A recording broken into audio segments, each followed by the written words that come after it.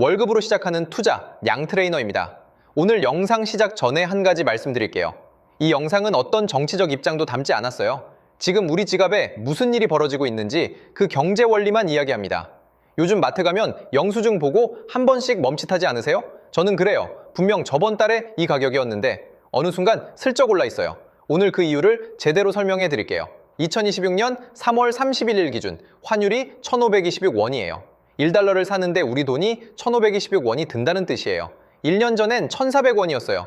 100원 넘게 오른 거예요. 근데 주변에 보면 100원 올랐다고 뭐가 달라져? 라는 분들 꽤 있어요. 저도 처음엔 그렇게 생각했어요. 달라집니다. 엄청나게요. 100원이 올랐다는 건 해외에서 물건을 살 때 전보다 7% 넘게 더 내야 한다는 뜻이에요. 왜 이게 문제냐면요. 우리나라는 밥상에 올라오는 것부터 기름까지 대부분을 해외에서 사오는 나라거든요. 밀 한번 생각해 볼게요. 라면, 빵, 국수, 과자 다 밀로 만들잖아요. 그 밀을 우리나라에서 얼마나 직접 키우는지 아세요? 고작 1%대예요. 나머지 98% 이상은 전부 외국에서 달러 주고 사와요. 두부, 된장, 간장 만드는 콩도 대부분 수입이에요. 쌀 빼면 우리가 먹는 곡물의 80% 이상이 해외에서 오는 거예요. 그러면 어떤 일이 생기냐고요? 쉽게 설명해 드릴게요. 밀 한 포대를 수입하는데 원래 10만 원이 들었다고 해봐요. 환율이 7% 오르면 같은 포대를 10만 7천 원에 사야 해요. 이 차이가 라면 회사 원가에 반영되고 그게 마트 진열대 가격으로 올라와요. 하나 올라가면 연쇄적으로 같이 올라요. 라면이 오르면 빵도 오르고 과자도 오르고 대부분 여기서 놓칩니다. 환율 뉴스가 나왔을 때 나랑 무슨 상관이야? 라고 넘기는 거예요. 에너지도 똑같은 구조예요. 우리나라는 기름 한 방울도 땅에서 안 나와요. 원유 100% 전부 수입이에요.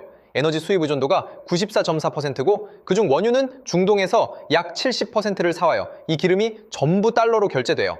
환율이 오르면 같은 양의 기름을 사도 우리 돈이 더 많이 나가는 구조예요. 이따가 지금 실제로 벌어지고 있는 일 얘기해 드릴 텐데요. 이게 좀 놀라웠어요. 기름이 오르면 주유소 가격만 올라간다고 생각하기 쉬운데요. 아니에요. 마트에 있는 모든 물건은 트럭이 실어다 줘요. 트럭은 경유로 달리고요. 경유가 오르면 물건 배달 비용이 오르고 그게 결국 물건 가격에 얹혀요. 생수 한 병, 과일 한 봉지, 고기 한 팩 따요. 자, 여기까지가 평소 상황이에요. 근데 지금은 여기에 전쟁까지 겹쳤어요. 올해 2월 28일 미국과 이스라엘이 이란을 공습했어요. 오늘이 그 전쟁 30일째예요. 이란은 즉각 호르무즈 해협을 막아버렸어요. 호르무즈 해협이 뭔지 모르셔도 돼요. 쉽게 말하면 중동에서 전 세계로 기름이 나가는 좁은 바닷길이에요. 이 좁은 길 하나로 전 세계 원유의 20%가 지나가요. 그 길이 지금 막혀 있어요. 위험하니까 선박들이 아예 안 들어가고 있거든요. 결과가 바로 나타났어요. 전쟁 전에 두바이유 기준으로 배럴당 68달러 줬는데 이달 들어 최고 119달러까지 치솟았어요. 지금은 100달러 안팎에서 등락하고 있고요. 한 달도 안 돼서 기름값이 거의 2배가 된 거예요. 이거 하나만 기억하면 돼요. 유가가 오르고 환율까지 오른 상황이 겹치면 충격이 더하기가 아니라 곱하기예요. 전쟁 전에 원유 한 배럴을 사는데 우리 돈으로 약 9만 5천 원이 들었어요. 지금은 같은 한 배럴에 15만 원이 넘게 나가요. 한 배럴에 5만 원 넘게 더 내는 거예요. 우리나라가 하루에 수입하는 원유가 약 280만 배럴이에요. 하루에만 수천억 원씩 더 나가는 거예요. 이게 기름값 하나로 끝나지 않아요. 산업연구원 분석을 보면 유가가 10% 오를 때마다 우리나라 제조업 생산 비용이 0.71% 올라요. 지금 유가가 거의 2배 가까이 올랐잖아요. 냉장고, 세탁기, 자동차 만드는 원가가 오르고 그게 제품 가격으로 올라와요. 지금 보이는 물가 상승은 아직 시작 단계예요. 전쟁 충격이 가격에 반영되는데 보통 2에서 3개월 걸리거든요.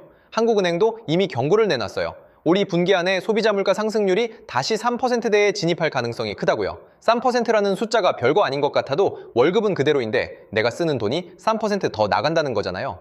1년이면 체감이 달라요. 전문가들이 지금 가장 걱정하는 게 스태그플레이션이에요. 어려운 말 같지만 간단해요. 물가는 오르는데 경기는 나빠지는 상황이에요. 기름값이 오르면 기업 운영 비용이 올라가요. 그럼 기업들이 생산을 줄이거나 사람을 덜 뽑아요. 경기가 나빠지는 거죠. 근데 물가는 계속 올라요. 이 상황에서는 금리를 올려도 해결이 안 되고 내려도 물가가 더 뛰어요. 뭘 해도 잘 안 풀리는 상태가 되는 거예요. 종전이 되면 바로 괜찮아지냐고요. 지금 전쟁이 에너지 인프라까지 건드리고 있어서 그것도 장담하기 어려운 상황이에요. 유가는 전쟁이 끝난다고 바로 원래 가격으로 돌아오지 않아요. 1,526원, 그냥 환율 뉴스 속 숫자가 아니에요. 내가 마트에서 집어드는 라면, 주유할 때 넣는 기름, 매달 날아오는 관리비, 고지서랑 전부 연결된 숫자예요. 이걸 알고 나면 자연스럽게 한 가지 질문이 생겨요. 그럼 나는 이런 상황에서 어떻게 해야 하지? 오늘 여기까지 이해됐다면 다음 단계가 뭔지 슬슬 보이기 시작할 거예요. 그 흐름 계속 가져가고 싶은 분들은 구독해 두시면 됩니다.